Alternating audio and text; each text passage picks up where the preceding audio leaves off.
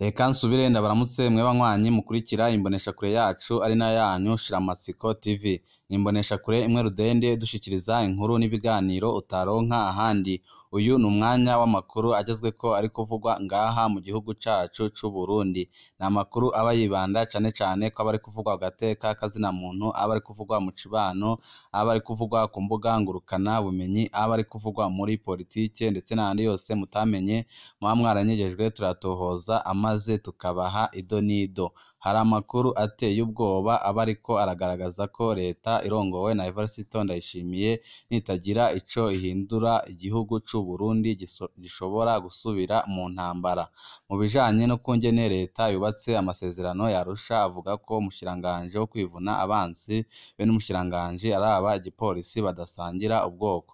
Kuva muri 2007 gushika muri 2015 umushiranganje ajejwe umutekano yava mu bahoze bagwana muri FDD hanyuma wo kwivuna abansi akava mu bahoze mu gisirikare ca kera ex-FAB. Hagati ya 2015 na 2020 aba ex-FAB baratakaje ikibanza c'umushiranganje wo kwivuna abansi asubirizwa umusivile yegereye CNDD FDD. Ibyo bintu biriko birabera muri CNDD FDD ndetse biriko birabera mu butegetsi bw'Igitega birateye ubwoba. Ibyo Evariste Ndayishimiye ndetse n'abamufasha kurongora igihugu c'u Burundi bariko barategura biragaragaza ko bari gutegura intambara kubera ko abahoze barwana muri ex-FAB babegeje inyuma. Ibyo nibyo tugiye kubashikiriza muri ano makuru. Wecu usabwa nta kindi, niba utaravyonda kuri sabone aka niko karyo keza ko gupyondaho kugira ngo uko dushikijeho inkuru n'ibiganiro bene nk'ibi ujye uba wa mbere mu gushikirwa nabyo. Gen.Niyongabo ariwe wa mbere yabaye umunyamabanga wa leta ajejwe kwivuna abansi kuva mu 1962 gushika mu 1963. Emmanuel Ntawumvukiye yabaye umushiranganje wo kwivuna abansi kuva muri 2015 gushika muri 2020. Ariane Tribati Mutabazi yagenwe mu mabanga y'umushiranganje wo kwivuna abansi kuva muri ruheshi 2020 gushika ubu ngubu. Ubushiranganje bwo kwivuna abansi bwatangujwe Uburundi bwikukiye muri Mukakaro 1962. Umudasigana Gen.Niyongabo niwe yajejwe ayo mabanga ubwa mbere nk'umunyamabanga wa leta ajejwe ico gisata. Ico gihe Uburundi nta gisirikare by'ukuri bwari bufise.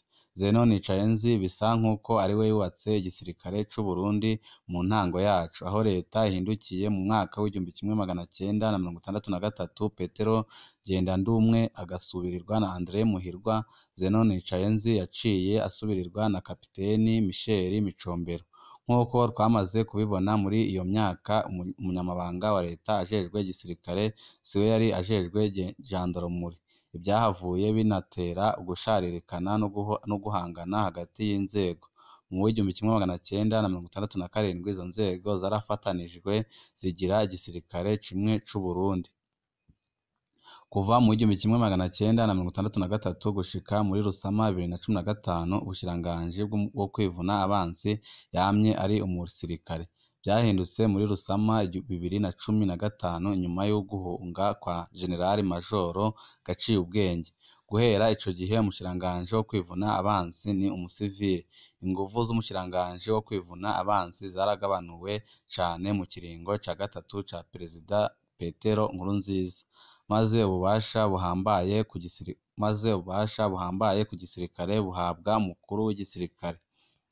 Mu bijanye n'ukungene leta yubatse amasezerano yarusha avuga ko umushiranganje wo kwivuna abansi be n'umushiranganje araba igipolisi badasangira ubwoko. Kuva muri 2007 gushika muri 2015 umushiranganje ajejwe umutekano yava mu bahoze bagwana muri FDD, hanyuma wo kwivuna abansi akava mu bahoze mu gisirikare ca kera ex-FAB. Hagati ya 2015 na 2020 aba ex-FAB baratakaje ikibanza c'umushiranganje wo kwivuna abansi asubirizwa mu umusivile yegereye CNDD FDD Emmanuel Ntawumvukiye.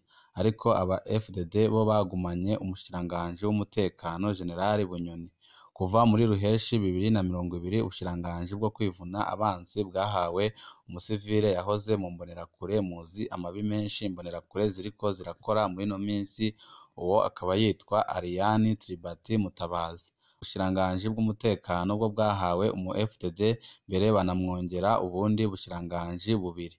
Abahoze muri FDD banaronse umushikiranganji wa mbere iruhande yuko bafise umukuru w'igihugu be n'abayobozi bishikira biwe uko ari batatu.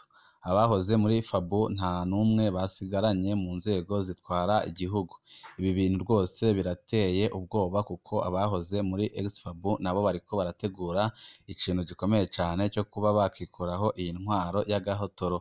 Kubona amasezerano yarusha avuga ko igihugu kigomba gutwarwa n'abahoze barwana muri FDD ndetse n'abahoze barwana muri ex-FABU bari abasirikare b'igihugu c'u Burundi, ariko ubu ngubu abahoze barwana muri FDD bakaba baregejeyo abahoze mu gisirikare c'u Burundi.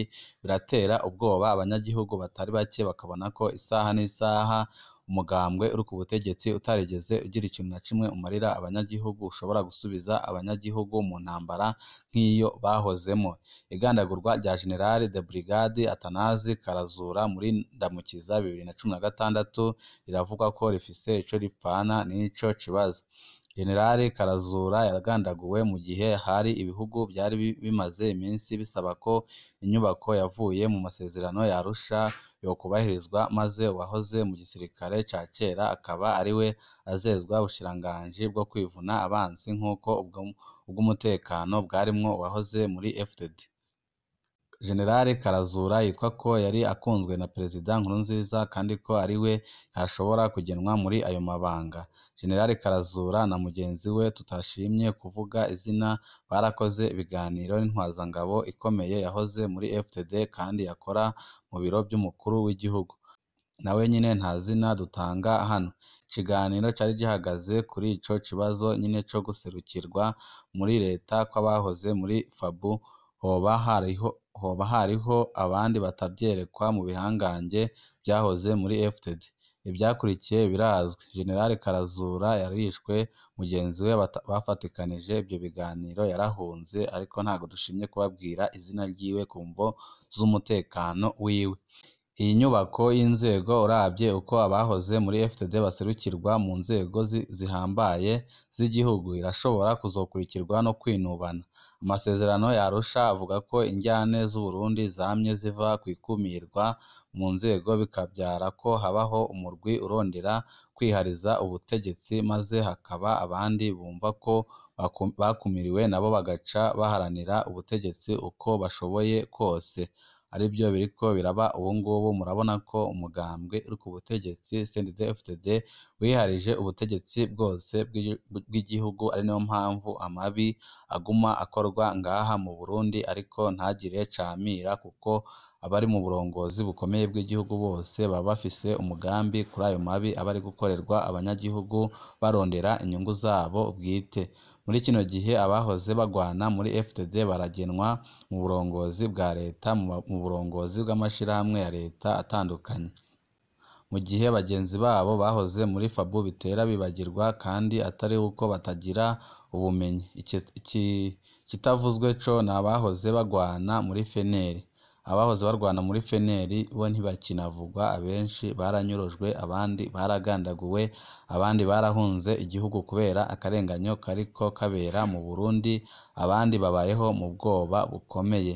Biraboneka ko FDD ndetse n'abarongoye igihugu c'u Burundi ariwe General Evariste Ndayishimiye ndetse n'abo bafatikanije kurongora igihugu nibatagira ivyo bahindura kuri ibi bintu biriko biraba mu butegetsi bw'igihugu, bishobora kuzakurura ibintu bikomeye cane, ukabona hari indi mirwi itandukanye isubiye mu ishamba amaze igatangura intambara nk'uko byagenze igihe aba FDD nabo bajya mu ishamba bashaka ko igihugu cabo kirongorwa mu mahoro, ariko naho babigezeho bakanashika ku burongozi bw'igihugu nta na kimwe bigeze bahindura ku byabaranze intwaro zababanjirije, ahubwo bo baje bakora ibirenze intwaro zabanjirije ibyo zakoze. Amabi yariyongereye cane, ukonyonora amatungo ya leta biriyongera, ubukene bwariyongereye mu gihugu, urumva ko intwaro ya FDD ntaco yigeze ihindura ku byari byarahozeho biba mu Burundi.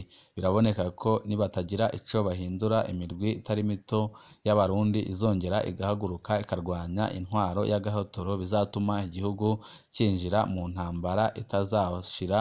Ari no mpamvu abanyagihugu b'u Burundi basaba Evariste Ndayishimiye, bakamusaba bashimitse ko ibyo bintu yabihindura, amaze akagarura mu nzego zikomeye z'igihugu abahoze ari abasirikare b'igihugu c'u Burundi. Ibyo bintu abarongoye igihugu barakwiriye kubyitwararika bigakosorwa, ntihabe umwana n'ikinono. Evariste Ndayishimiye nadafata ingingo yo kuba yakosora ibyo bintu biri mu nzego z'igihugu arongoye, birashobora gutera akaga igihugu c'u Burundi.